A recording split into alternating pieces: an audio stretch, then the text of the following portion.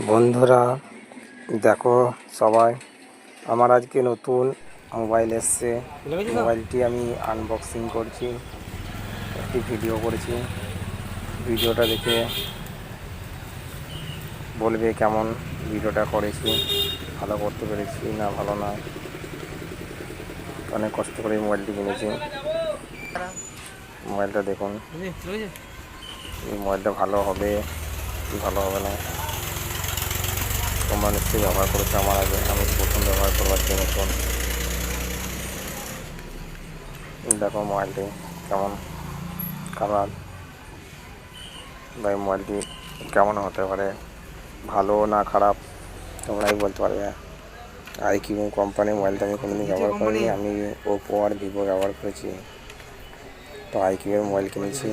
এটা শুনছি নাকি ভিভোরই ব্র্যান্ড, চার্জারটাও ভিভো লেখা আছে দেখতে পাওয়া যাচ্ছে। ব্যবহার করি না, ব্যবহার করলে তো বুঝতে পারবো না। 40 ওয়াট চার্জার আছে।